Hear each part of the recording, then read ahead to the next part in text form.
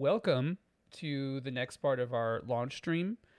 We just saw, what was it? It was Ishu doing it's Cave Story, and that was a lot of fun. And then we had Ryoko doing some Wild Arms Alter Code F, which I did not know was a remake of the first game. So the more you know, bro. And now we're gonna change gears just a little bit. This is gonna be an interesting pacing that we're gonna have because we're gonna be going from this stream, which is just kind of like a chill, just chatting stream with some community members, and then we're going to do some try hard stuff with some Fightcade, also community stuff, and then we'll be switching it back to chill mode with Golden as he plays through Coffee Talk, right, Golden? Yes, sir. Oh yeah. Rio's going to be there with me too. We're going to have some coffee, and we're going to be going through the Coffee Talk VN. And if there's things we want to talk about there too, things that you would kind of like have at a coffee shop and come converse with people, then we can do that and leave the VN going on in the background, or we could just do some reading and enjoy the game as it goes. So we'll see how that goes. I don't know what coffee shops are like. I don't like coffee. Oh man, now we know. Yeah. Yeah. Also, we have a surprise guest. We have Mr. Seth, who is back in his car. Woo. No matter what, the little civilian that I am. Just a commuting boy. So yeah, let's get something rolling, man. What's a topic that we want to talk about? Golden, I'll throw this to you. So I know we like to talk about video games here, so I was thinking we could probably start with some state of play action. Ooh. Lots of stuff at state of play this year. Or like this, what they announced here in June. Resident Evil 4 came. There was Resident Evil 4 trailer. Final Fantasy 16 finally got a trailer. Mm-hmm. So much stuff to talk about. I don't know how much into the series you guys are with Resident Evil, but I was pretty excited to see that RE4 is finally getting its spotlight in the remakes. So I've played every one except 8 and the 3 remake. So those are the only ones. Same as me. Damn, we're the same. Same name. What the hell? Same Resident Evil I shit. also have not played those games, but that's because I haven't played any of the Resident Evil games. Oh, but I know people are really excited because the reception for the remake so far has been pretty positive from what I've heard, especially 2. Yeah, Damn 2 good remake reason. really. 2 remake was good. Yeah. Was really the right step for the series and stuff like that. My personal history with Resident Evil is like I played a couple of them, like at least 1 and 2, back when they were back on the PS1. But then I kind of fell off from the series. And then my roommate in university, he went through the entire series. I just kind of like watched him play the entire thing. And I'm like more interested in like the overall story and stuff like that than I am about like the gameplay and like running around and shooting zombies with it. Yeah, I kind of think so too. Wow. I'm actually. It took me a long time to get here, but I don't really like playing survival horror. I'm not a fan, really. And like, I mean, I get it. It's not like I hate it. It's just not a series for me because I have too much attention to like kineticism and just arcadey gameplay, so I want to shoot everything, and you can't really do that. In Resident Evil without like. Shoot. Yeah, and I don't want to play like an easy mode. I want to play the game as intended, man.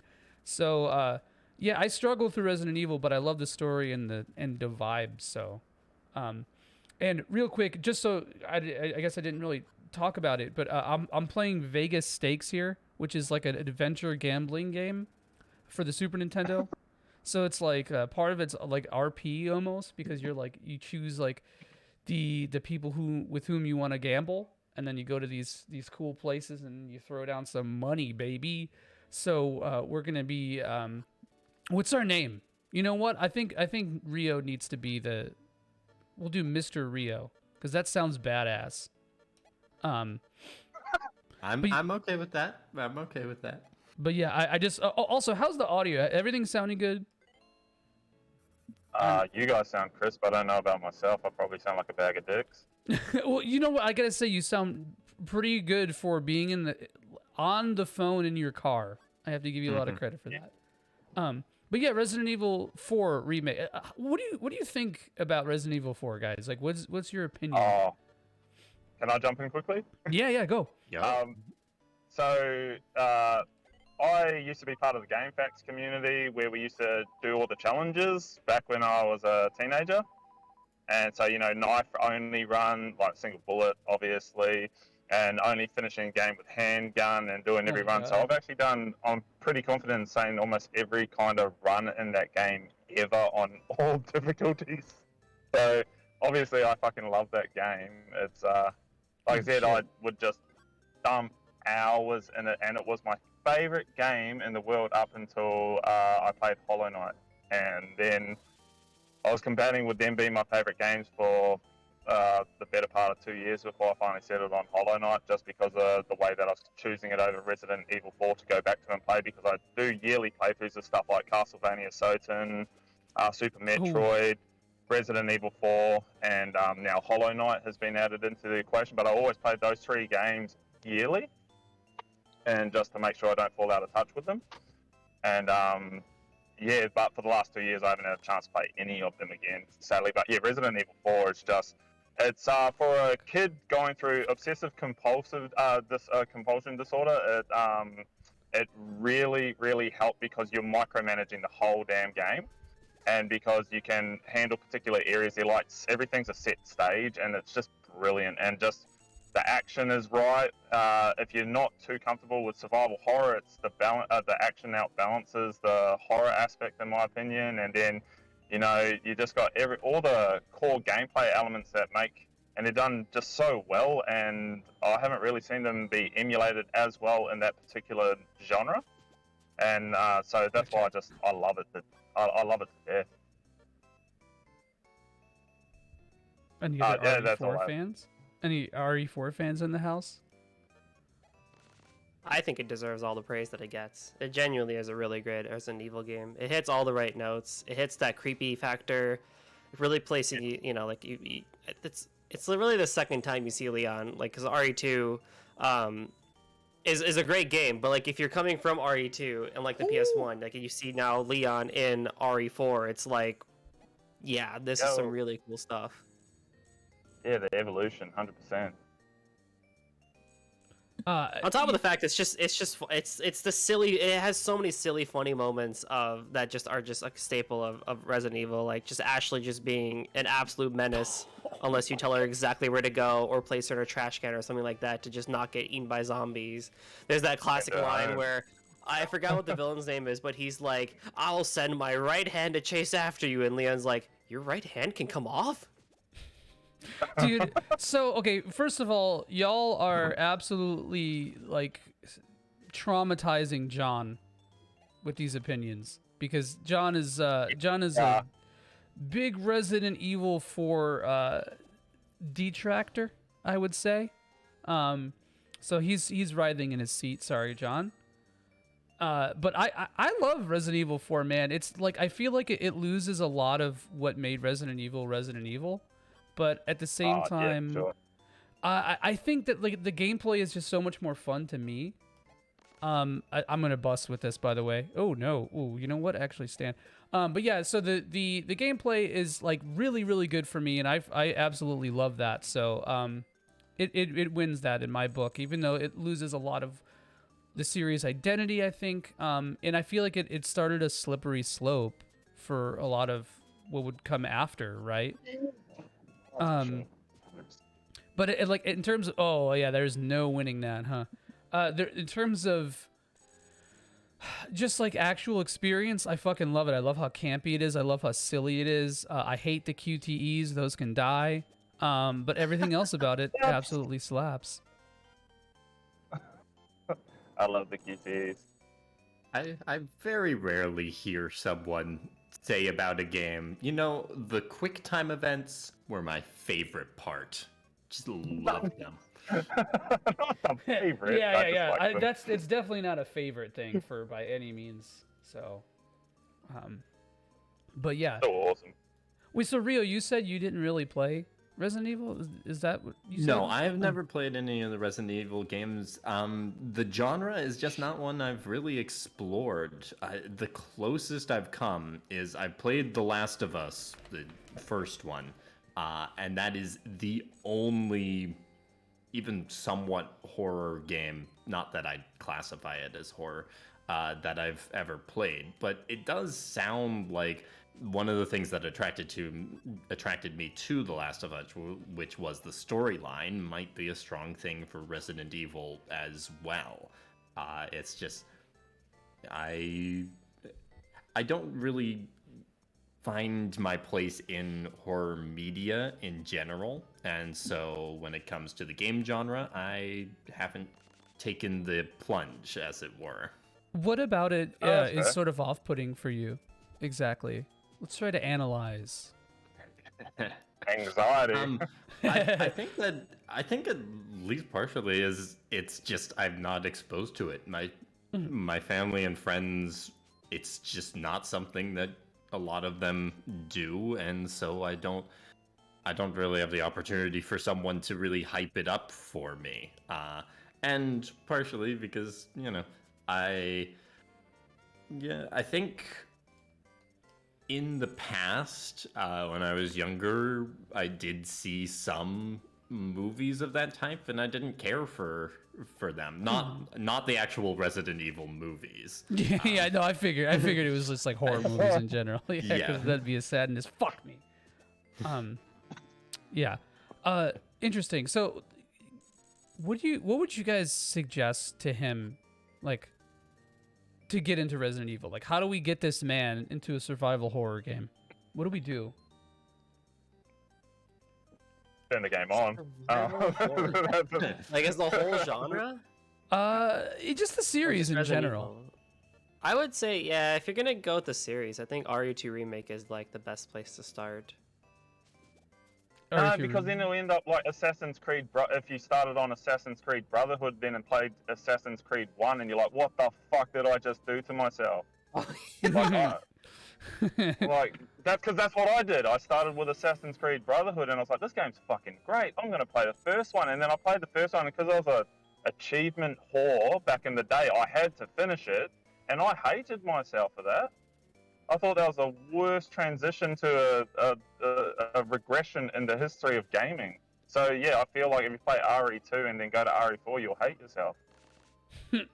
It's true, yeah. Well- And I was gonna say RE4 would also be another great place to start, and then go like to RE2 Yeah. Remake or something like that. Because RE2 has a lot of quality of life things going on for it, the remake, and RE4, like I said, the thing comes out to how arcadey the management system is and the shooting and stuff like that. Like you feel like you're kind of playing one of those arcade shooters like House of the Dead when you have to stop and shoot, especially if you play the Wii version. But yeah, if you have a Wii, grab the Wii version and go into that. That's a fucking hell of a time. Oh I yeah, don't the Wii personally have a version of Wii with me, RE4. but I know my family does still, and it's not exactly used much up there, so I could probably commandeer it. So Dude, if it's So Rio, if you look Sorry. closely, I'll pull this down a little bit. Maybe you can see that there's this on the top left. There's this thing. It says RetroArch. That you can play Wii games on that. It's totally legal. Yeah, Nintendo. I'm aware authorized. of. Yeah, I'm aware of RetroArch. It just there was a recent release on Steam that I saw. Oh, yeah. For it, although I've heard mixed things on that. Oh man, I'd imagine playing RE4 with a mouse and keyboard is probably like a cheat code in and of itself. Oh, 100. That'd be awesome, actually. I think I might do that. Yeah, there you go. I haven't played across all platforms because I completely forgot about PC. No, actually, you know what? Real quick, the best way to play any game is through a hacked Wii U, a teched out Wii U. I knew this actually. was coming. Shu in chat vehemently is saying, "Do not recommend RetroArch for Wii. Just use Dolphin." I definitely fucking set him up for that. So, oh no, we just got. I mean, fucked. I've used Dolphin before. I know how to do that. It's how I did Skies of Arcadia and the Fire Emblem Tellius games. So I'm familiar with setting that up. There you go. You don't want to pay $250 for a crusty copy of Path of Radiance, Rio? What's wrong with you, man? One that we're not even sure would work. Yeah, Yeah. for some reason I thought that wasn't a great investment. Why Yeah, not? honestly, I How would many- say. Sorry, Gold. Sorry, Golden, go I was ahead. gonna say, how many people eventually are gonna listen to this and be like, "What do you mean by like buying physical games and going to places to get them and stuff like that?" So I have Vegas Yeah, I Stakes still on my do it. Super Nintendo, but I'm playing it here, so shows you how much I care. And no, Solstice, I wasn't calling you out, buddy. I was like, you know, I was calling out eBay, man. You get the pass. Oh, But yeah, eBay. I think I would recommend RE4 honestly for you, Rio. I think that you might dig it. Oh Who yeah. knows? I gotta find. Well, if I do try and play it, I've gotta find something in the gaming schedule, and there's not a lot of time in that coming up. Yeah. Speaking of gaming schedules, do you guys plan what you play? No. Is there an actual backlog or what's how do you guys handle that? How do I get out of here? Too old for that shit. I have Too a old for list. planning. I You just do have a kind of list? go. I just kind of go based on like what's happening at the time and stuff like that. Like I have a list of like JRPG, like it's mostly JRPGs that I keep backlogs of. Like if it's platformers and stuff like that, I'll get to it when I get to it. But like I'll the way like I think I probably do it a little bit more than most people, where it's like I have my list and then I'll look up like the how long to beat and stuff like that.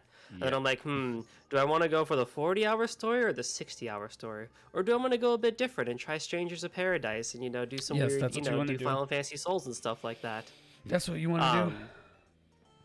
I just kind of pick and choose based on what's going on and stuff like that. I can only really dedicate myself to like 2 JRPGs or like 2 long games at a time, just because that's how my brain works. So I got 1 stream game, 1 non-stream game, and stuff like that. I see. Bro, I can't even play one at the moment, let alone 2.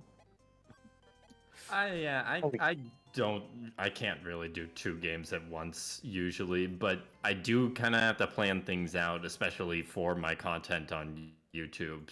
I want to be yeah. able to have things up continuously, and that means I gotta plan things out and make sure I'm not overwhelming myself, because yeah, I am an adult. I have responsibilities beyond all of this. So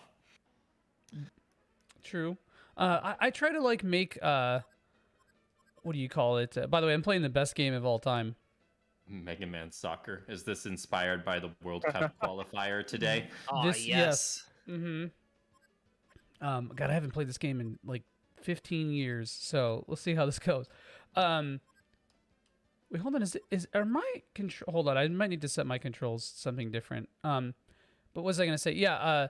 I think like sometimes like if I'm scrimblowing a series or something, I'll like have an idea or I'll plan stuff ahead or whatever. Like, for example, what's coming out this year? Something is coming out this year. Like, Live Alive, right? Yeah. I want to play yeah. I want to replay the original before I play the remake. So I'm gonna replay that and I'm gonna see how that goes. And so I plan Classic out is stuff in ended, that dude. context, right? But I don't think I don't get stuck on the whole backlog concept at all, because that sucks. Like, Oh, it's fallacious, I think, to be honest. And yeah, I don't know. Like when video games start to feel like a hobby, it's whatever. I mean, even though I'll scrimblow a series, like I'll go through a whole series in like one sitting or whatever. That doesn't mean that like if I force like if I'm ever in a spot where I just feel like I'm not having fun, I'm gonna quit. That's not like beyond Yeah. me. So it's like me with reading, to be honest. Like, I've learnt that you can just, if a book sucks, just drop it. And so I've kind of applied that to gaming. And I used to just buy games. Like, I'd literally just go on TV games, and if there's a new release, I'll be like, oh yeah, I'll grab that. And so I'd just buy every game as they came out.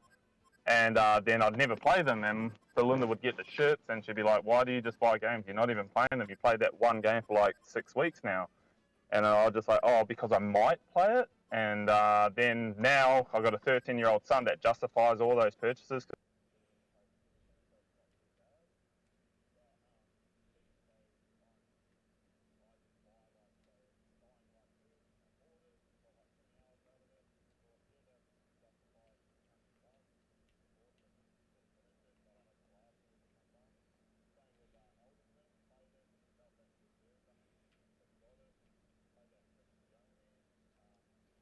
Oh, I need to try that.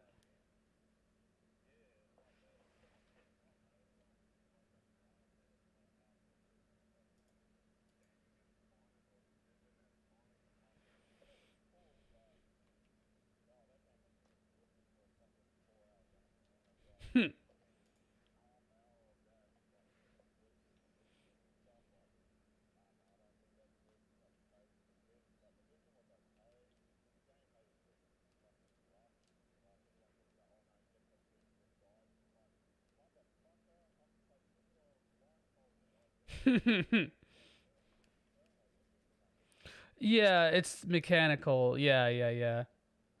Now, yeah. What happened? Hold on, hold on, hold on. Someone say something again. What happened? I didn't. Nothing got changed.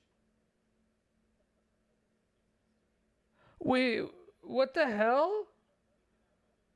Wait, no, like nothing changed. I don't understand.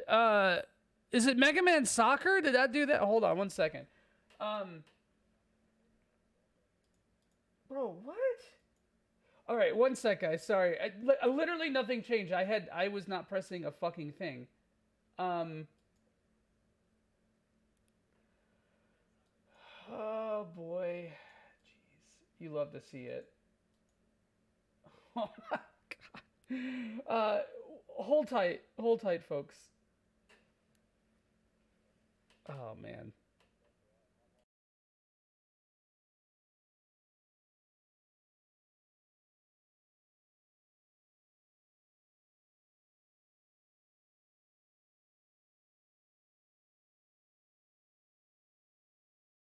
Gotcha. Yeah. I like how we started out on the state of play and got one game in, and that's it. And then just you know what? Mega Man Soccer. I think that should be better. Is that better, everyone? The we joys good? of I just chatting. Can yeah. y'all hear us now? Yep. That is a yes. Okay, I have no fucking clue what happened there. Like, I didn't change a thing. I didn't press a thing. I was just playing the game, and then that happened, and I don't know how I fixed it, but I fixed it. So here we are. State of I play. think it's We a know weird the flop universe hates thing. you. Yeah, I guess so. State of play though, yeah, we didn't really talk too much about that. Anything else that you guys that stood out from you guys? PSVR existed. Didn't really care a whole about that. There was Yeah, that game no. Stray about being Oh, a yeah, yeah, cat. yeah. Like, come That's on. the one That- I'm excited about there. Let's Although go. it's coming out at a very inconvenient time because it comes out, I believe, July 19th, and Live Alive is July 22nd, and Xenoblade 3 is July 29th. Yeah, so It much is, shit. yeah, that is just too much in there. Um, I didn't know Live Alive was. Oh god, it already is July, isn't it? June. Yeah, it's Well, it's June. June, but July is gonna be right on the corner. Yes. Yeah, that's wow. This summer, the end of this summer is going to be insane. I mean, just personally here. At the end of June, we start off with I, the Somnium Files, Nirvana Institute. Then you go to Stray. Then you go to Live Alive. Then you go to Xenoblade 3. Then you go to Soul Hackers 2. Then Soul you Hackers get 2, Trails from shit. Zero in September. Yeah. And that's just not counting any other announcements of release dates that are coming out some point. I anticipate adding some more stuff when it comes to the Summer Game Fest next week. Yeah, you know Yeah, what? that's just gonna. Because E3 got like proliferated, right? Like across a bunch of different events. How do I fucking play this game? Oh, that's what passes it. I've been trying to shoot instead, I think. Oh, fuck off. I feel like I've been there in a sports game before. Yeah. Where I'm just hitting the entire wrong button. Love to see. The thing is, I actually know how to play this game, and I apparently that's what it is. What it is. Other things in the state of play that stood out for me was nothing else, I don't think. I can't really think of too much that I was like, oh, there was that game that I swear to God was a Bamco game. Eternites. Eternites, yeah.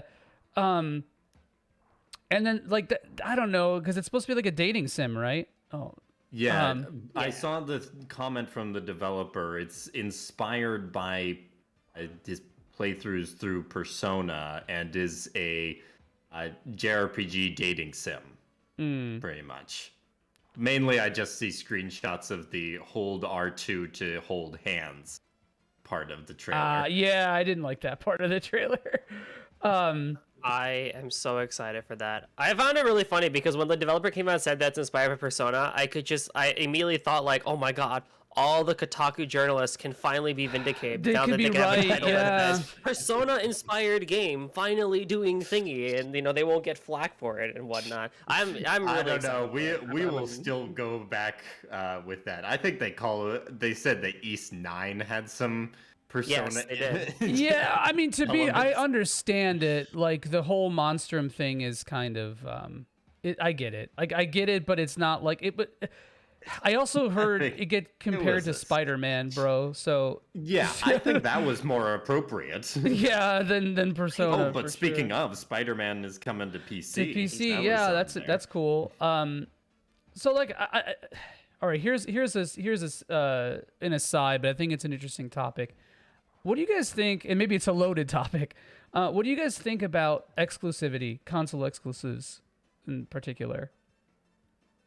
I am generally against it. I understand that they're gonna want to do it because that's a major selling point for consoles, especially Nintendo. Nintendo's never giving up theirs. Yeah.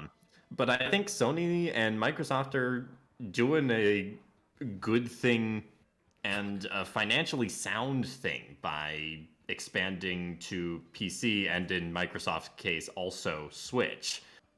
And I think it's going to give them some longevity. So I am definitely pro it as a consumer, but I understand why certain companies would not go that route. Right, like, because I mean, in essence, that kind of thing is anti-consumer, right? Like, it's pro-consumer to have more or to have like less exclusives, or because. But the thing is I don't know, man. I think in this age, in this economy, in this ATB economy, you know, I don't know. I feel like exclusives are almost like a necessary thing, and really differentiates a lot of like development processes. I think mostly we've seen it negatively.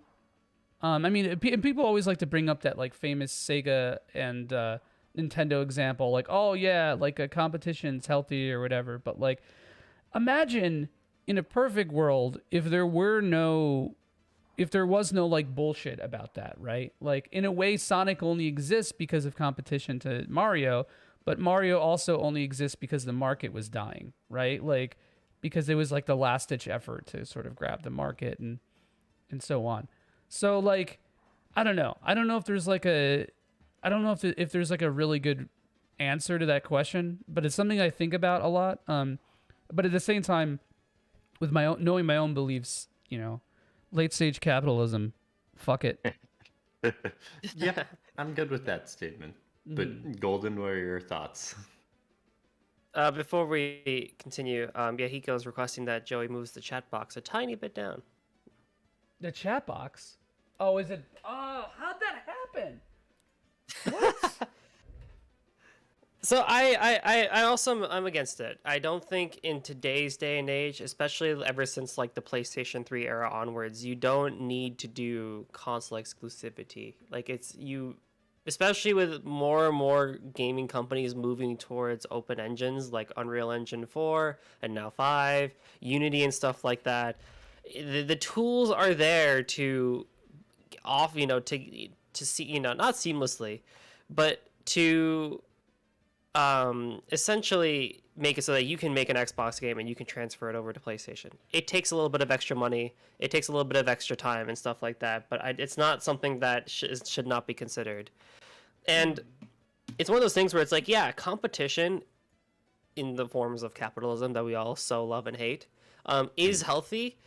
I don't think it belongs in gaming, though. I don't think it belongs in something like the arts where where it's like, yeah, I'm only doing this to compete against something else.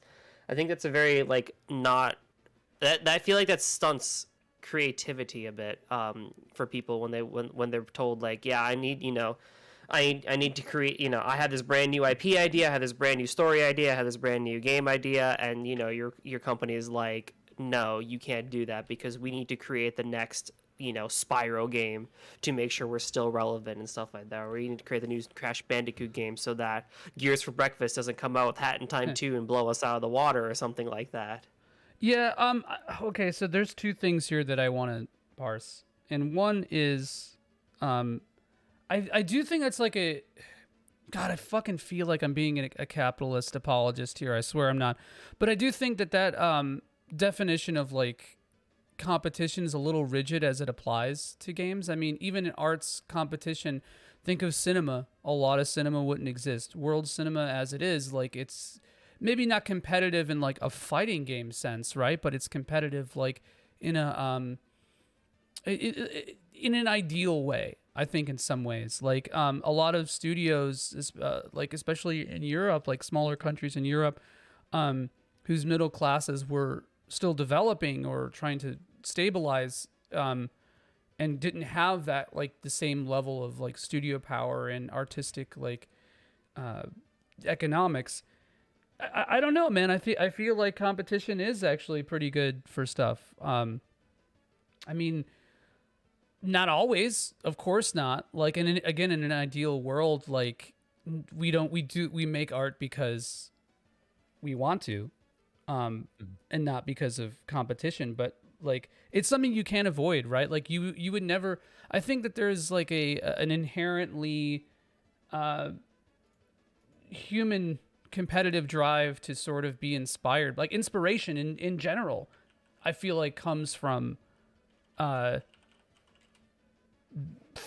right? Like to take something that somebody else has done and improve on it or extrapolate on it. But yeah, I think what you said about it, like in this like landscape, yeah, I think it's problematic because now competition in the context of video games and in the context of console exclusivity or platform exclusivity is just buying out studios and monopolizing it, right? Yep. So I don't know. That's a pro. Has there been a good case of a studio being bought out, like in a in a monopoly fashion? Has there been a good case of a studio getting bought out and it being a boon for the studio? Rio, do you think? There is one possible example I could think of, and this is weighed against a lot of examples where it didn't work, and that's just EA, and along with many other companies. But I think that Sega and Atlas actually does work in there. Atlas has done really well and maintained its own identity within the Sega umbrella while getting a little more financial power to do ambitious games and spread it out. Now, I know that there are certainly some pushbacks and difficulties within that relationship. Sega and Atlas going at it on actually platform exclusivity with especially, and that's a big thing for Persona games, and Shin Megami Tensei is just the ones that are stuck on particular platforms. And I really don't know a lot about the history of why they were bought to begin with, but that's pretty much the only example I could think of that I think might be positive. Interesting. And thanks, Ryoko, for the raid. I don't know if we're getting events or if we're getting. Let's test it real quick. We should be getting. Nintendo did not buy anything recently, Yahiko. They did buy Monolith Soft. Not recently, but that's the most recent studio purchase I can think of. Oh no, for them. Mercury Steam. Right? I'm pretty sure it's Mercury Steam actually. What games Metroid, did? Samus Returns, and Dread, in particular. Got Yeah. it. Yeah. But yeah, and shit. Sorry, Golden. I'm gonna. You didn't get a chance to retort to what I said. Is there anything that you wanted to say on that subject? No, I mean, I definitely agree with you. Like, especially with that example you gave about the cinema and stuff like that. Like, yeah, you're definitely right there. In terms of studios that I think that have been bought out recently that have been a benefit, I mean, hopefully the Activision and Microsoft one ends up being a positive thing, but we don't actually know yet. It's like the biggest one in recent that, you know, It's hard to feel like Activision Blizzard could go lower, but they just can. You know they can somehow. They find new ways to go lower. Yeah, mean, I don't know. Diablo I have Immortal no finally hope for came out.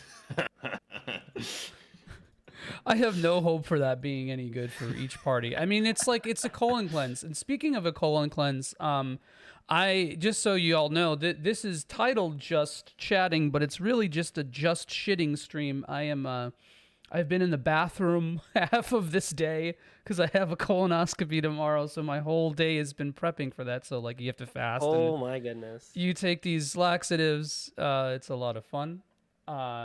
So yeah, if I have to just go, that's why. That's not why the audio got fucked up, though. I'll say that much. The audio did not get fucked up because of that. That was a completely different thing. But yeah, I think also let me address a question if you guys don't mind here from Seth, because I think this is a really good question.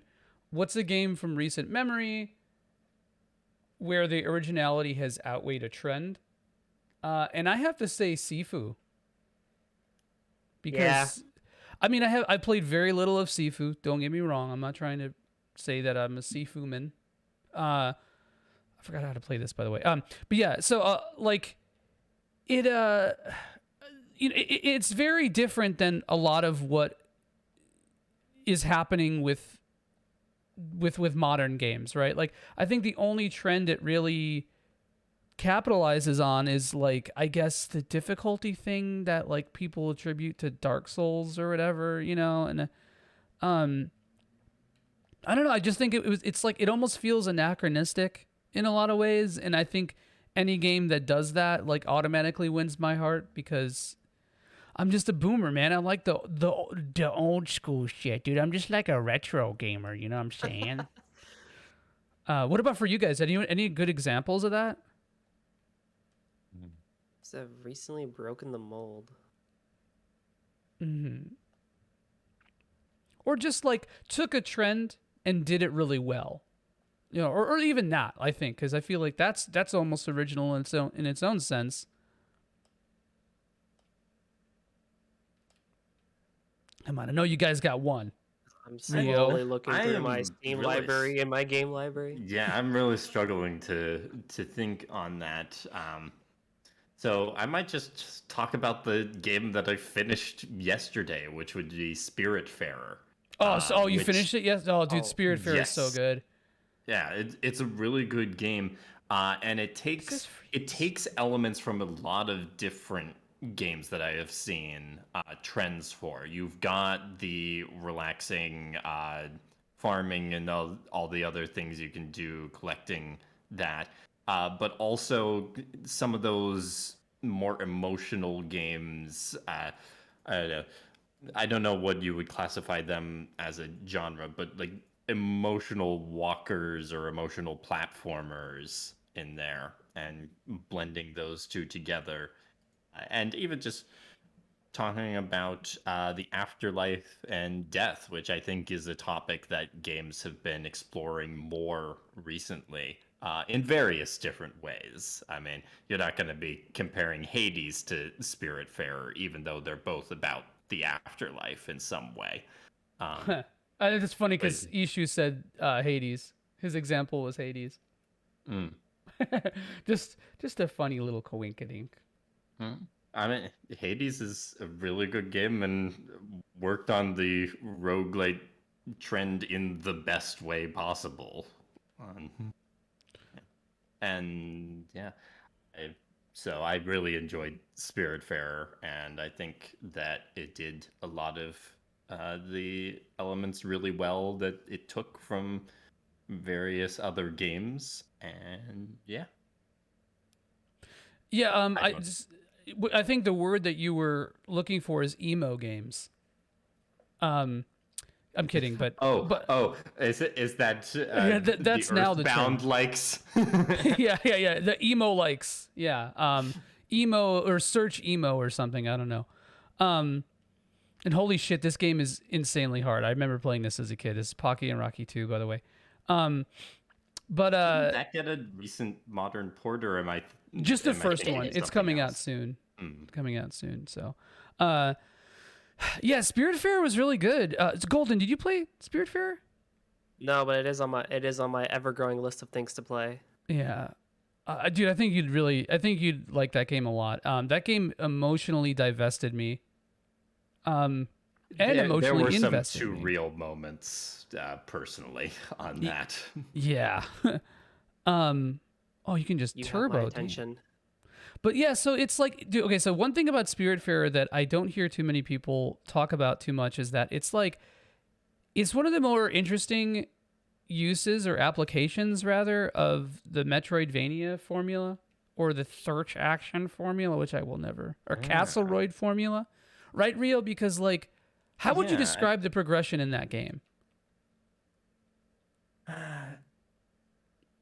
yeah, it is takes a lot of the tropes in there. It is there's different areas that are set off that you can't access until you get a certain power up, and you do have to kind of sacrifice some things to get to the next area, and then there are power ups you get that allow you to go back to previous areas and collect new items and information and all that. It's yeah, the progression is pretty similar.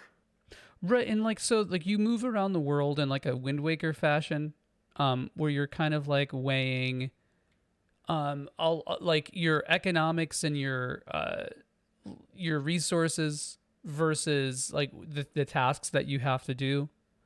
Um and there's a lot of openness to it as well.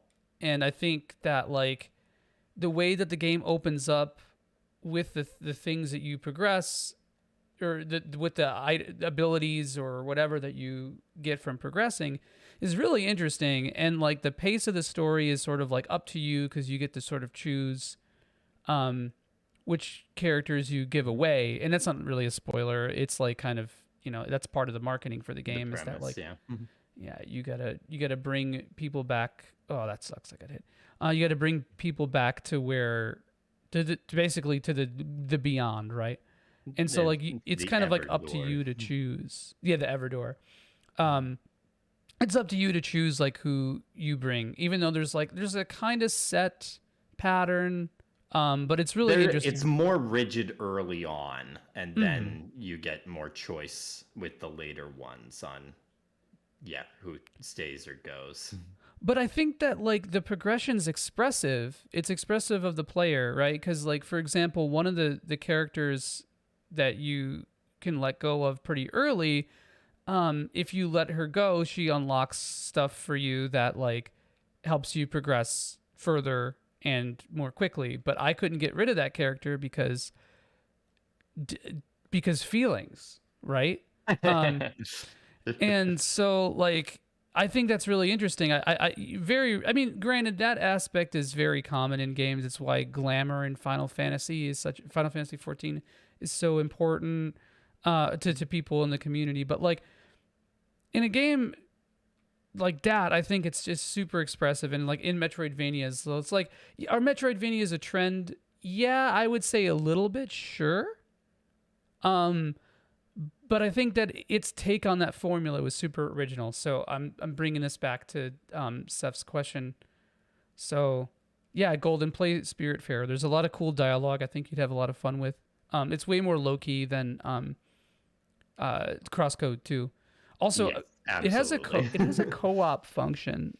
Rio, did you mess with this at all? The co-op? I have not yet. My friend who recommended it to me, I'm planning on playing with them this coming week to kind of test that out. Now, she told me it's not great, but I did want to Huh. see for myself. But honestly, the game really it could benefit from a really good co-op. I'm just not sure if that's what it actually has. I think it is what it is. Like, it's like for the gameplay, I think it's great. Like, my girlfriend and I played it. It actually makes you able to do stuff. Did I just get hit? It makes you able to do stuff faster. Yeah. And I think that, that outweighs a lot, some of the stressors of the economics of that game. And it's just interesting to see, because, like, the second player is the cat. Um, and, That was great. yeah. And I think it's really cool to be able to, like, see the cat integrated in the gameplay in an active way. So, yeah, I would recommend playing co-op. Like, again, that's definitely like a partner kind of thing. I would imagine that it's probably not that much fun to play with somebody who's not like your partner, or somebody who you don't live with and can, like, pick up whenever. Uh, Mm. but yeah, so, like, if you're zero bitches, bro, don't fucking play Spiritfarer, you know? Oh, Spiritfarer, the That game for game, people with, like, don't play it if you have zero bitches. That's a tagline. you're talking about that. The real game that is in that is the one I've got friends playing. It Takes Two. That's oh the yes, one you can't play just by yourself. you cannot. No, that's purely a co-op game. That's a game I think that also breaks the mold, given the fact that local co-op is still not really a thing anymore, but it's like Yeah. slowly starting to make a resurgence Ooh. again because people kind of want to be with friends again. Mm-hmm. I suck. That is something I also need to play too at some point, but I need to be in a room with a friend to actually play that. Yeah, my friend and I have been talking about playing through it, and we just haven't done it. I don't know why. But it looks really cool. I definitely want to do it. I just think there's just too much shit, man. There's too many things. I got too much shit on me. I'm sucking do shit get at that way. Pocky Rocky, by the way. I'm sorry for you guys for having to watch this. Seth also mentioned the game Rhyme. That game I think came out like 5 or 6 years ago now. That also, like, I wanted to play it, but it fell away from me. But that also seemed like a super interesting and just emotionally fun game to play. That game looked really pretty, and that's another thing that Spiritfarer has too, is that it's very pretty. That's like Spiritfarer might be one of the prettiest games I've seen, and it was Thunder Lotus who did Sundered and Jotun. Yeah. So did you guys play those at all? Sundered or No. Jotun? No. Jotun's very try hard. Seth, if you haven't played Jotun, ooh boy, that's a Seth game. But yeah, no, I don't. Sorry, I don't want to get too stuck on Spiritfarer because I could talk about it forever. Hell yeah. There's no segue here whatsoever. Let's talk a bit else about the state of play. There's an elephant in the room that we haven't addressed about the state of play. Tunic, of course. Duh. Yeah. Yeah. The PS4 port of Tunic And PS5. and PS5. Yeah, Tunic is something. We've been waiting for Tunic for about 6 years now. The other Six there's years or something.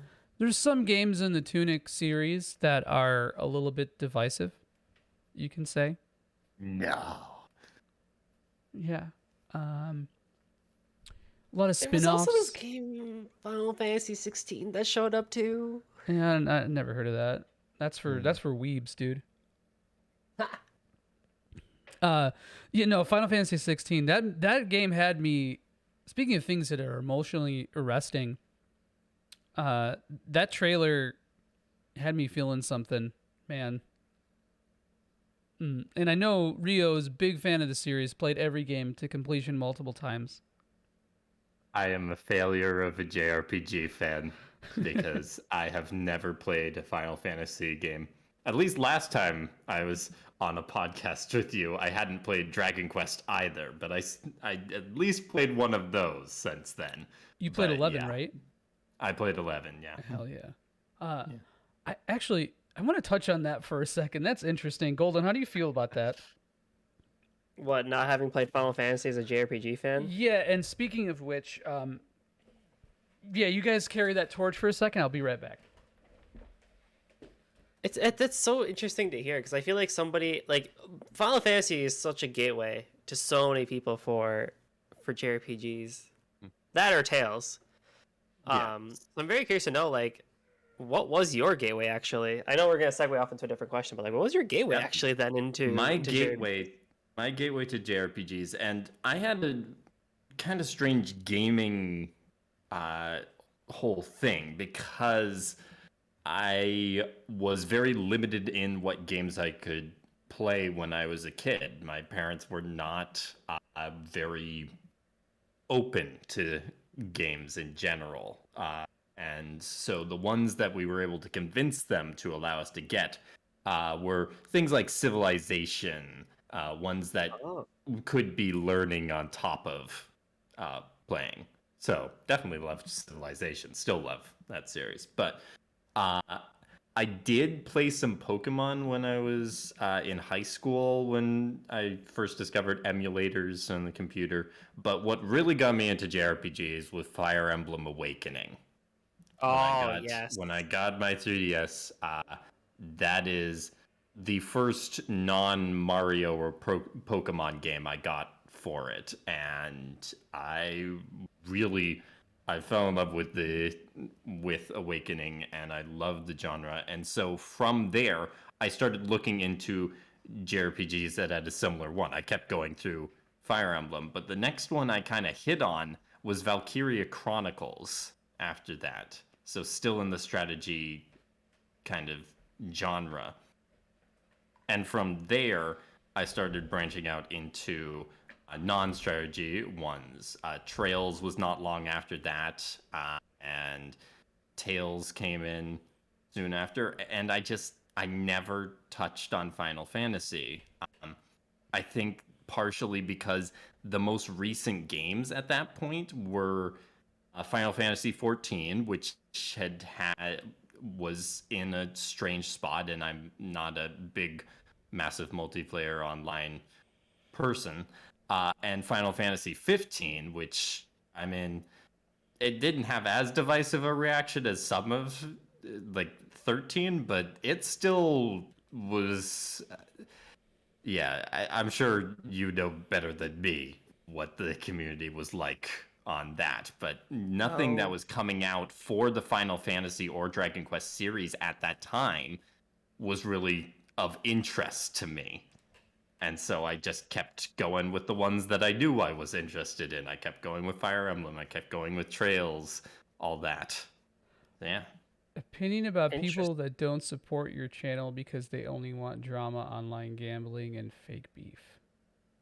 What? I have no clue. I what feel like that that's a is bot. supposed That to might be. just be a bot. That is Um, not a real chat. Although it's funny because I did have an idea for Cerulean Skies. That was when Coffee Talk With was drama, officially talked online about, which is going to gambling, be and the fake beef? drama. Yeah, the drama thing where it's like, yeah, dude, we can be the tea podcast where we just talk about people's drama and like stuff that's going on in the world, like the Johnny Depp and like Amber Heard trial or something like that. Oh God. no, Like no, that'd be a whole, no. that'd be like the tea podcast where we talk about people's gossip. So you know what? Maybe maybe it is an actual idea. I think I would find Huh. more entertainment in a literal teapot stream, as in you're listening to the whistling of a boiling teapot over that. I think that's fair. I think that's very. Oh, I actually. This So is have you still- seen much of Final Fantasy then? Like, you know, like, I'm sure you've heard of Yeah, the games. yeah. No, I over time I've been able to get glimpses of games when other people are playing them and heard about the opinions. Obviously, I know about Seven. I've got a mutual on Twitter who is a huge Final Fantasy IX fan. 10 shows up a fair amount. I hear a lot about 14 now because the popular opinion on it turned very Yeah. Oh, very yeah, yeah. dramatically. As somebody who played during 1.0. So, okay, so you said you're real. I believe that now. Um, I mean, I feel like that what you said is just like that's going to happen with any community. Like, you know, anybody's going to join a community and like suck ass and like just look to be annoying and shitty for sure. Fuck me. Are definitely going to do that to, but it's just something that happens. I think that's an important thing to talk about though, right? Because this is a community stream, right? But yeah, I didn't mean to derail you, Rio. I just I wanted to address that. Um, but what's your Final Fantasy pipeline, man? Do you have any plans? I don't know. So Fucking dumbass. I actually played the demo of Final Fantasy VII Remake on PS4, and I did enjoy what I played on there, that short bit. I never actually got the game myself, and I decided I would wait for the PC port. And then the PC port comes out, and it's a mess. And an Epic Game exclusive, talking about the exclusivity back on that. And I'm like, is this really worth it? So I don't feel like I've had a good pipeline in at the moment. Yeah, 7 remake is kind of a hard thing to sell people. Like, I don't know if that'd be the best for, especially if you have like JRPG experience, right? I don't know if that's the best place to start. You Yeah, know? and I never Fantasy, won any though, of it your giveaways for the Pixel remasters, so there was that. Oh, I'm skeptical about the Pixel remaster. Fuck me, dude. What am I doing? I can't play games on the 7 stream and Remake talk. is so good, but yeah, I feel like for Final Fantasy, like in a whole, you know, you'll find hundreds of opinions and videos out there saying like, oh yeah, this is the one you gotta start with. This is the one you gotta start with. So myself It can personally, be yeah. Go ahead. if you can start with 10, go for 10. 10 is You one can of the start ones with I 9. recommend, yeah. Yeah. Yeah, go I mean, for I'm 9. primarily a PC gamer, so I'm not too limited on that. And yes, I know 10 is out there, but I mean, going back to Final Fantasy 16, some might say might be a good point to start, but in contrast to the way that a lot of Final Fantasy fans I've seen have reacted to it, I did not find that trailer all that appealing. It did not work for me. What about it didn't work for you? I think there was some anachronistic elements. The health bars. It's a small thing, but it felt out of place for the game. It felt like a fighting game. Yeah, I think that's kind of stuff there. intentional. Yeah, I think it's sort of intentional. I get that apprehension, and I'm really apprehensive about that battle system in general. Yeah, and the battle system with the action combat, I know it can be good. I play some action combat games that are really good, but I know that this is that Final Fantasy has sometimes struggled in transitions of battle systems. Yeah, And I think this is beyond the transitionary phase for action combat at least. At least it should have been. But was 15 and this. 7 Remake truly action combat? Oh yeah. 7 Remake, no, because it follows the hybrid system. 15, I mean, kinda, yeah. I think that there's more reactive stuff in 15 or in 7 remake than 15. Maybe not like timing wise, but just the way the combat flows is very like time is so much more important. I guess, I mean, I will say that I don't think any Final Fantasy has gone, at least like mainline has gone full, like, what do you call it? Full, like DMC level action combat, right? And I don't even think 16 is going to do this, but There were a lot of comparisons to Devil May Cry that I saw. well, once the 16 combat came out. director is the dude who did DMC 5. So that makes a lot of sense. Granted, that doesn't mean that it's going to be like DMC 5, but like, pedigree speaks for itself sometimes, I think. But yeah, no, I'm a little apprehensive about that. I think I think a big reason why it's hyped for me especially is that like it just seems like a return to form in terms of tone, in terms of like confidence, because it seems like it knows what it wants to do. You have a lot of really good developers on it, and granted, good developers don't mean a good game, obviously. But I think that there's just so much about it that's setting it up for success, and I think just even their design policies on it just seem really good. Like the fact that they're taking like basically an entire year to polish the game. Yeah, like the game is done. That does sound good. Right, and that doesn't like mean that okay, the game could be really polished and I can still find the battle system booty. Like that's not gonna. Sometimes problems are just too implicit. Yeah, I hear the composer is Mexican and But also did the music for Mario Hoops. Yeah, but we've had too many games with explicit issues recently, True. both in JRPGs and Final Fantasy itself. So Yeah. being reasonably confident that we will not have that here is a good sign. Yeah.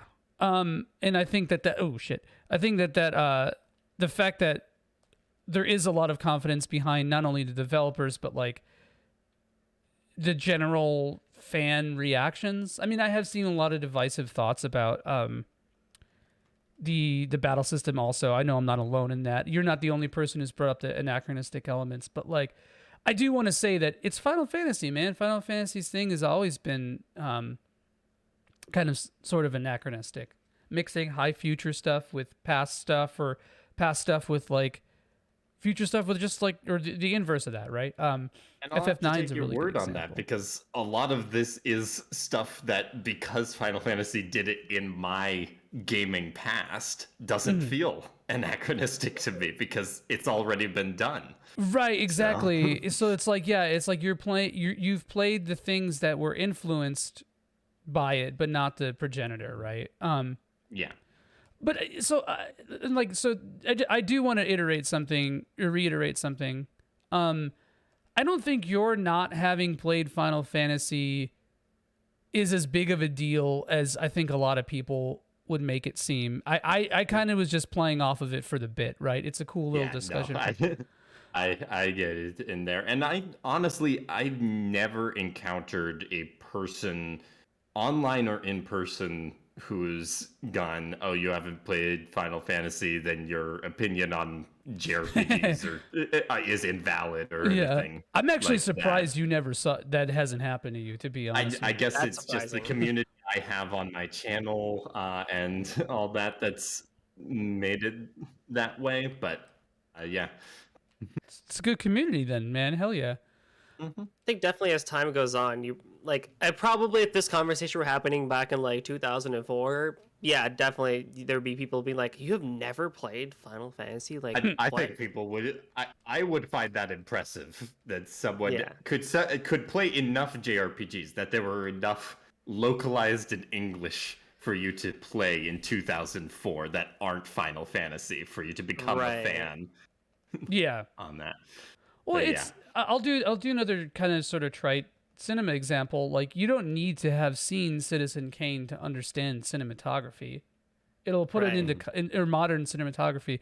It'll put it into context, sure, but like, yeah, you definitely don't need. And I like, oh wow, that's different in this shit. God damn it. Sorry, I'm trying to narrate and also talk to you guys. But yeah, I'm really stoked for it. I think I think the game shows a lot of promise. I'm really interested in the story. Political intrigue has been something that Final Fantasy has kind of only done really well in a couple cases. And those in the times that it has, usually when your boy Matsuno is involved, that's usually when it happens. And there's definitely like a huge Matsuno ish influence, whether or not it be like intentional or just like maybe it's superficial, right? Maybe it's just like, oh, like political intrigue, that's Matsuno, and it's just kind of like a knee-jerk misunderstood kind of reaction to it. But yeah, I'm really stoked. I'm excited to see more, but at the same time I almost don't want to see more. I almost want to like just get the game and play it blind. Yaiko, this is Wily Wars, the Sega Channel exclusive remakes of Mega Man 1 through 6. What about you? Just the very fact that they're going towards a not futuristic setting, I think, is what really sets it apart for me in terms of Final Fantasy, because we've really had that for a while now. I don't know much about 14, but I know 12 kind of had it. 10, well, since 7 we really, and 9 was the standout, but since 7 really we've been mixing fantasy and machinery and futuristic stuff, and it seems like here that's kind of not, it's not at the forefront. We're really in that fantasy medievalist settings. That's what really I think is the draw for me, is oh yeah, we're actually returning to that in a way and stuff like that. Yeah, I mean, that is cool. 14, just by virtue of being sort of like a theme park MMO, has a lot of well, these are faster in this one. But just by virtue of being a theme park MMO has a lot of mixed styles, right? So there's I mean, a lot of the early areas are very typically high fantasy, right? But there's also a lot of futuristic stuff in it too. So and Final Fantasy has always been like that. From Jump Street, Final Fantasy 1 has parts with robots and shit in it. And that's not an exclusively Final Fantasy thing. I think a lot of people forget that. A lot of JRPGs were doing that in the early 90s. I mean, it was Final Fantasy definitely had a huge hand in influencing it, but I think we've seen, maybe this is a loaded concept to say, or a loaded statement rather, but I feel like Final Fantasy hasn't been as influential contemporarily as it used to be. Probably true, but it's also a very high bar to clear. Yo, FF12KD, thank you, man. Thanks for the bits. And hey, dude, how's it going? Yeah. I mean, okay, that I realized something as soon as I said it. FF14, I think, is definitely an influencer. It's a social media influencer for sure. Because, but for a different reason. Because it's just people. It's it's almost like a cultural phenomenon, or like a pop culture phenomenon. And yeah, I mean that says a lot. The fact that a series can switch gears, but still have its own sphere of influence and its own cadence is really interesting. Yeah. Anything else that setting the standard? Seth says, I'd say Trails is setting the standard now. That is interesting to hear, because I still feel like Trails is niche. Yeah, Trails but it's definitely niche. It's niche, but what? I don't mean as much as I like disrespecting Trails, despite loving it. What really does Trails do that's influential or inspirational, apart from the big connected world thing? And it's hard to argue that's inspirational when no other game is doing it, which is part of Trails' appeal and is a really good element, but I haven't seen anyone try to emulate it, at least in games. Right, because even its combat system, which is kind of, actually I think it's pretty cool, and I think it's pretty cool and unique, but even despite its combat system, that takes a lot from stuff. too. Like it's not like a really super unique combat. And I don't know. I think really the only big real pull that it has is it has a very passionate fan base and a connected super long form series of series based storytelling. How the fuck did that hit me? Yeah, just the fact that the whole thing takes place on like a single continent and like it stays within the same timeline too. Like one game takes place like literally a year and a half from another. That's really the biggest thing that Trails does that no one would really even dare try to do, because that's like the most gigantic undertaking, and that's a risk that with Falcom it works for them, but like, man, imagine someone else doing that. That would be such a huge risk, and they would shy away from that immediately. Totally, because I mean, you see all sorts of media franchises trying to do crossover, big MCU shit now. As in a standard for how it's all its mechanics, storytelling, and looks mesh. Oh yeah, that part makes sense. Yeah, Trails MCU. I mean, this might be going into the whole game journalist thing, but I do think there is at least some truth that Persona has had a very marked influence on modern JRPGs. Yeah, absolutely. Easily, no, 100%. It's like undeniable. Yeah, and that's why it's a meme, but yeah, I mean, you know, even Persona 1 and 2 had its influences on modern gaming. 3 when it really got popularized, I would say, just, you know, it took to the streets. True. Yeah, I mean, it is a meme, and but it's true. You know, like that's why I get really annoyed when people make those like Persona jokes, because to me, I think that I hate that shit because it's like super like copy pasta humor, and I just like, I don't know, man. I hate like when something is funny for a second and then it just gets fucking just ran into the ground by capital G gamers. I don't know. It's like the whole like I feel that way about a lot of memes nowadays. What do you mean you don't like Sans Undertale? I'm okay with that one. The one that is annoying me at the moment is not even a gaming one. It's the Morbius. Dude, thank you. Thank you. I was so just gonna dumb. say that. I was just gonna say that. Like maybe for a second dunking on like the fact that it was a shitty production is funny, and it was kind of like nice to see like a really self-important group of like Hollywood creatives get kind of clowned, you know? And there was something kind of like vindictive about that, sure, but like that being said, you know, now it's like post-ironic, you know, it's like actually making the movie have a little bit of success, and it's like even if the movie doesn't have bit. a little bit, they put it back in theaters and it didn't do any better. It sucked. That part I found amusing. Right? Yeah. No, I appreciate the poetic justice of that. Oh, what the fuck just happened? But yeah. No, I feel you 110% about that, Rio. I'm really glad that you said it. But yeah, no, fuck Morbius discourse. I hate it so much. And this is really fucking me up because they changed the mechanics in this. By the way, did y'all ever play Wily Wars? Nope. I don't know if are y'all Mega Man fans at all? My experience with Mega Man is enjoyed by watching. Yeah, honestly, that's the same for me. You might have been busy when I was saying it, Joey. But busy is an understatement. Yeah.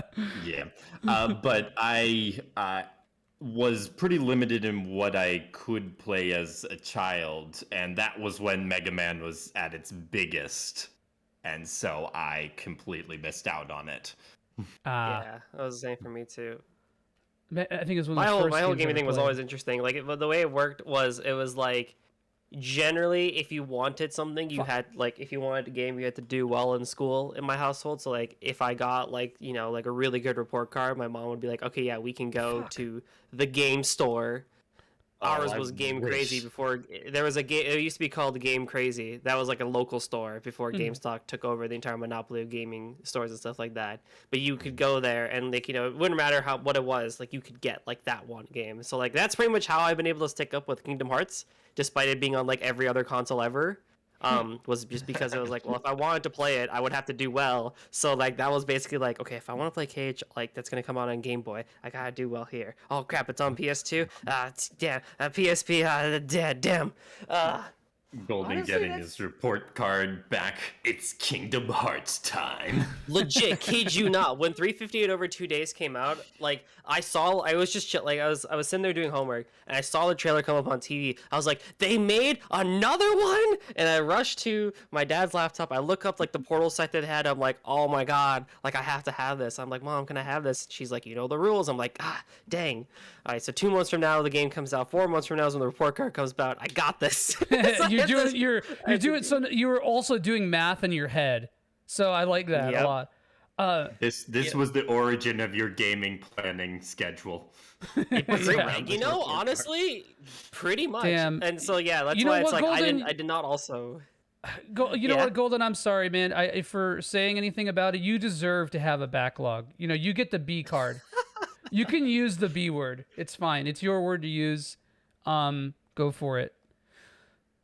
I get permission. I got the pass from Joey. All my Yeah. life is complete now. Yeah, so Yeah. that's why I also didn't get a chance to play like so many things because it was limited on what I actually could have. But I mean, it was fine because I that's kind of like where what annoys me the most. This is a weird tangent to go in, but No, go for it. it's I a love fun it. tangent. You're talking about memes and stuff like that. It's just like when I just see that like people like beat a game within like 2 or 3 days or so, and they're like, wasn't really feeling it, stuff like that, which is like totally fair, but at the same time, part of me in my head goes like, did you really savor it though? Did you like really like try and get Wow, invested Golden, to it, or fucking did you call me out, bro. I get it.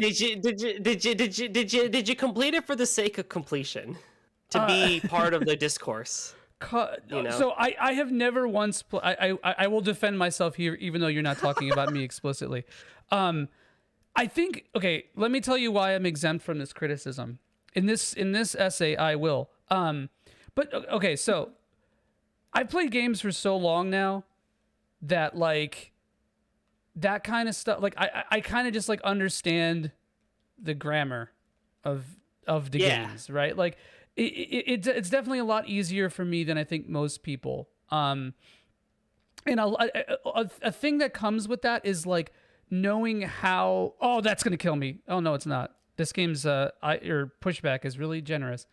But a big part of that too is like how to shortcut things. Not necessarily. Not doesn't mean that I'm not savoring, but like in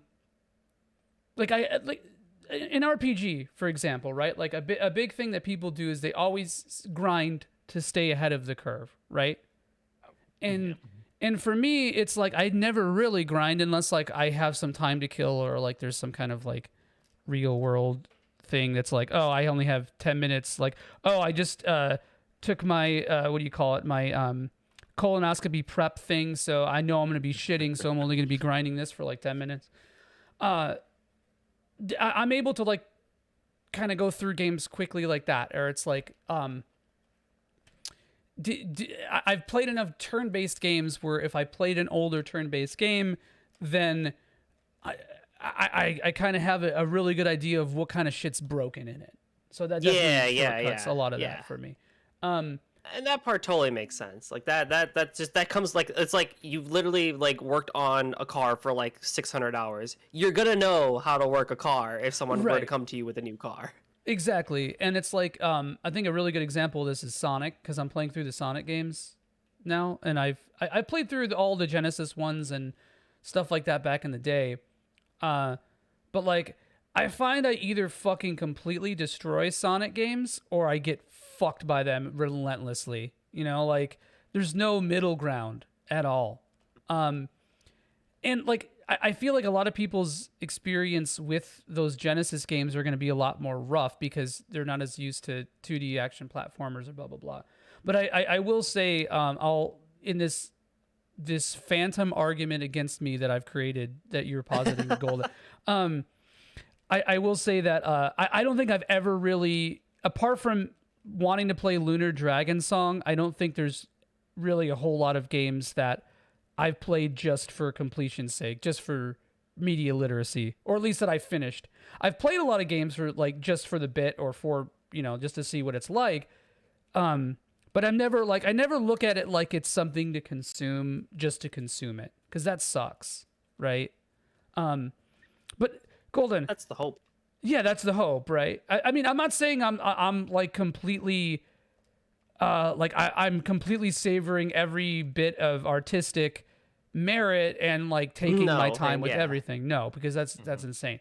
But like, yeah. What about you though, Golden? Is there a game that you've played? Like, do you catch yourself kind of like not putting in the attention? Oh, I couldn't even see that. Not putting in the attention to detail that you would like to with games. Oh, definitely. Like with the Toho games as they come out now. Like back when I was in university, actually getting into like that whole franchise, like I dedicated so much time. Like I can't beat the game on like the hardest difficulty or stuff like that. But I definitely did put in like so much more time and so much more just like effort. Like knowing the music, knowing like how to beat stuff, and just like really savoring and enjoying all the games, stuff like that. Nowadays, like. And like the last like 2 releases that they had for like 17 and 18, yeah, like I beat it, and I'm just like, yep, cool. I got my completionist card. I can now talk about it in like the discourse and stuff like that. We're good to go. And it's like I kind of wish I had more time to do that. Right. But at the same time, like that's a genre of games, the bullet hell games, where it's like that's a mental dedication too. So you got to come in having a little bit of mental capacity and energy to actually play those games and stuff like that, which as an adult you don't really have. Yeah. Anymore. No, for sure. God, how do you deal with these in this game? These are way harder in this version. Yeah, no, I feel like that's just the economic thing back again. Just no one has the time. I mean, even because I donate a lot of time to playing video games, obviously. But like even then, like there's only so much time that I have, so much patience that I have to do so. So it's always that. What about you, Rio? Do you find yourself weighing this concept ever? Yes, I've definitely waited, and it is something that I personally have thought about a lot more once I started doing content creation. Is sometimes I feel like, yeah, I'm. And it's not even always about the game itself. Maybe it's just about this particular play session. It's like, I wouldn't be playing this right now, even though I enjoyed this game, if it wasn't for getting this done before the next thing.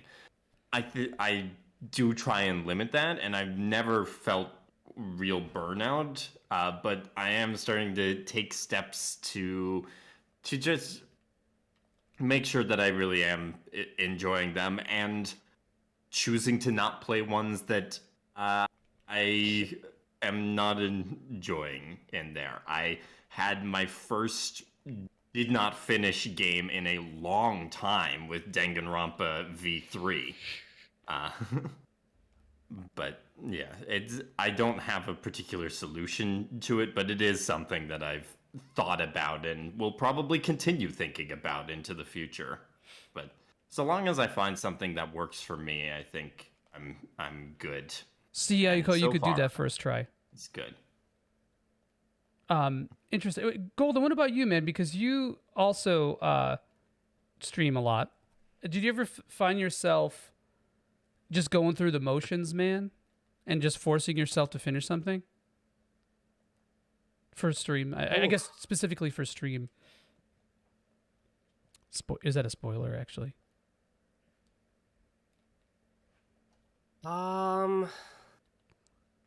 Back when I used to do Let's Plays and stuff like that, there were definitely some times, like when I did the Planet of the Machina Tree Let's Play, like that was definitely like definitely something that I definitely should have not done in hindsight. That one was definitely a game that it was a good game. It's not like it was a bad game. But when I look back at that Let's Play and when I recorded that, you could definitely tell that's just like, yeah, he's just almost like following the motions of like record, do the thing, do the commentary. All right, we're good. We finished it. I have content to put up on my channel for like the 3 weeks that I'll be now gone. that I can't stream and stuff like that. Shit. I think I hit that sort of motion thing almost every time I do a JRPG, actually, Ooh. especially in the Ooh. middle of things. And there's a couple of parts I think that go into it. I think one is just like, with JRPGs, you're in a game for a very long time. Like I know with Crosscode, I'm going to be there for at least like 2.5 months because I'm going to try and do as much as I want. Right, I'm going to try and do the quests. I'm going to try and do the story. With Trails, I was following the guide, and I still try my best to make it like somewhat feel natural. Even though I was following the guides and stuff like that. But even in Trails, like as much as I love that series, like when I got to like Trails, Cold Steel 3 and 4, there were definitely points where I'm just like, okay, yeah, where's the next thing to do? What's the 4 next thing to do? Stuff especially. like that. Yeah, exactly. Yeah. Stuff like that. It really I think just depends also too, because like life can change drastically in like in the span of like 2 months. Like you'll start out a JRPG like super happy and like super hype and stuff like that, then something changes in your day-to-day life, and yeah, maybe near the end of it you're not your commentary style changes, or maybe you start out a bit rough but you end up pretty happy and stuff like that. Custom Robo was that exactly. Like I started that series like when I did the stream of that, I had all the energy in the world and stuff like that. But then by the end of it, there was just some like work stuff and like house stuff going on where it was just like, I don't want to take a hiatus because I've taken so many, and I would like to keep the community that I have and hope that they don't give up on me for my hiatuses. But at the same time, it's like, maybe if I did, then the quality would have been better and stuff like that. Well, Or Golden, at least not so much the quality, but the enjoyment of it too. Yeah. I will say I don't watch your stream as much as I would like to, but I've never once noticed a dip in your quality. Oh, thanks. I do try my best. I think this is why I avoid. Yeah, I totally get that too, Yankos. Avoiding large series is where it's like, you want to be in and out sometimes so that things stay fresh and whatnot. All right, I had my first gamer moment here with Mega Man, so I feel As long proud as of it's that. not a heated one. It was a game. Yeah, no, so Yellow Devil is actually different in this. He's slightly different, and that fucking threw me for a loop, and I almost ate shit. But luckily, Yeah, you beat him first try. Nice. yeah. Sorry. Yeah. No, and I gave you the positivity, man. I had that going for me. But yeah, no, I feel like that's one of the reasons why I don't really like to stream. Like I was doing those pixel remaster streams, and that was a lot of fun, and it was interesting to see how I can marathon it, right? But that being said, I don't know. I just like it's like hard for me to want to focus on stuff, and even now, like I know this game pretty well. I haven't played Wily Wars in years, but I know I know it pretty well, but like it's still hard for me to sort of focus on chat and play and commentate and all that kind of stuff. And when I was watching Ishu earlier play Cave Story, he's like, yeah, I'm not very, I'm not good at talking and playing at the same time. I'm a big idiot. And it's like, then he fucking kills it. And I'm like, bro, Ishu, he was killing it, man. If that man told me, if like, I can't believe he had the audacity to think that he wasn't doing a good job, But yeah, and I struggle with that. I'm struggling with that right now, like literally as we speak. No, that's not your voice, bro.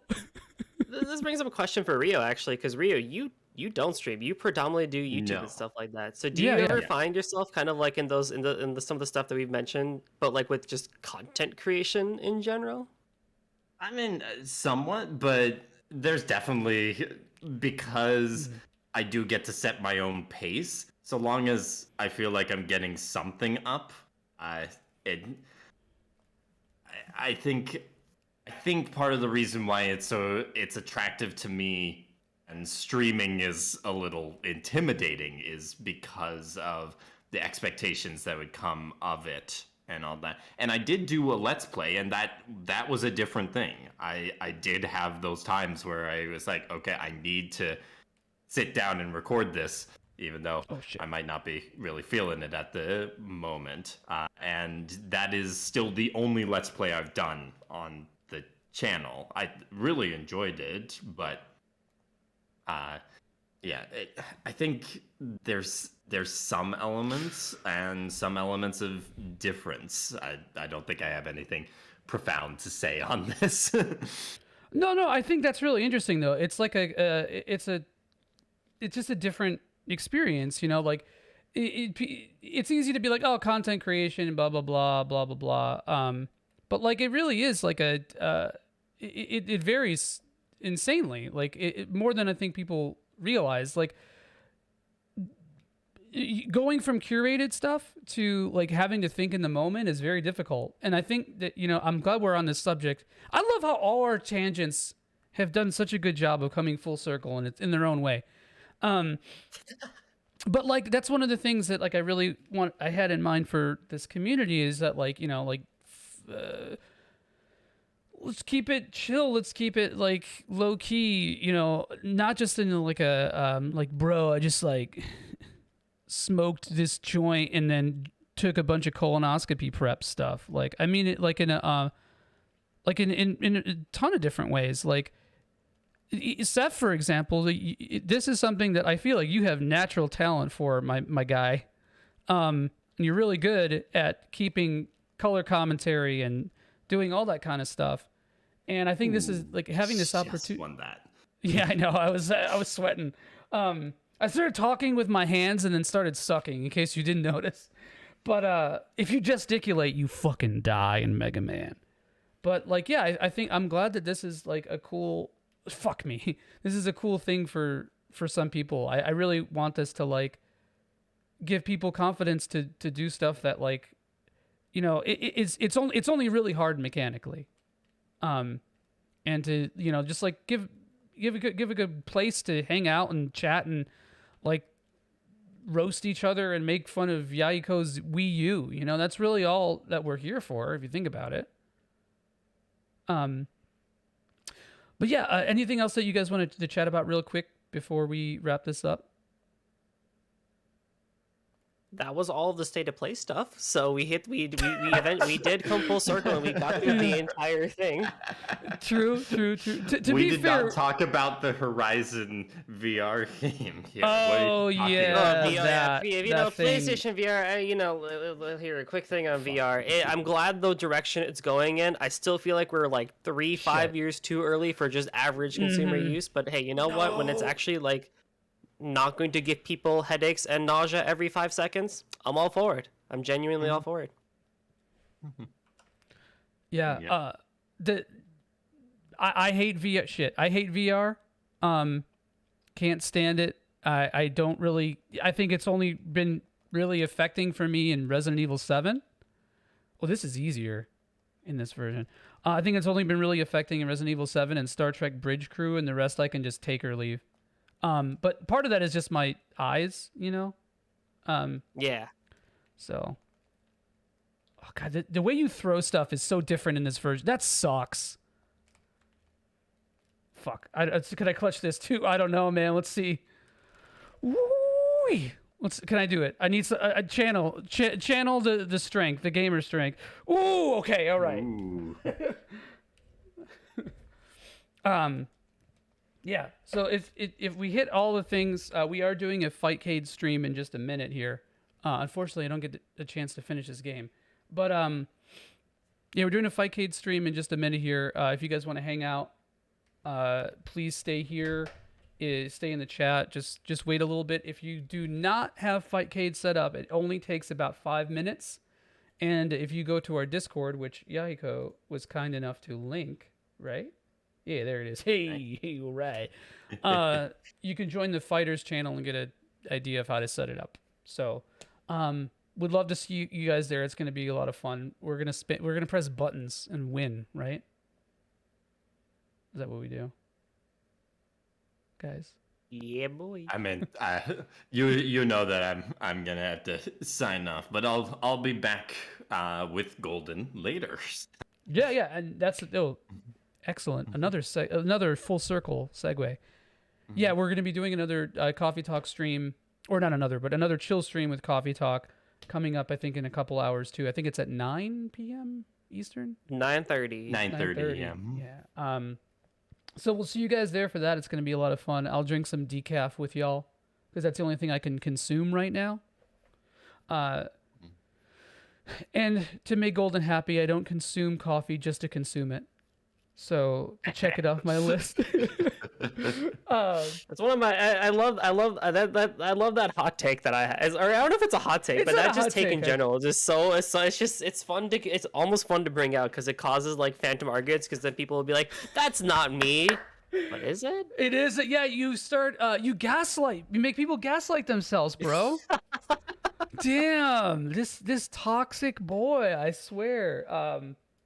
Damn. This is supposed to be a nice community, and It is a nice community. Listen, you have to think about yourself sometimes. Only you understand you best. You know what? You matter. Basically, that's what it is. You matter. But yeah, thank you guys so much for joining me. Always a pleasure chatting with you guys. Anytime that you guys want to jump on and just shoot the shit. I'm always down. We're always down. Good. Hopefully, we will be doing more of these. Anything else that you guys want to say before I hit end stream here? No, thanks for chatting with Thank me, y'all for Joey and watching Golden, and thank you, Cerulean. chat. Thank you guys. Thanks And for don't- watching Cerulean Skies.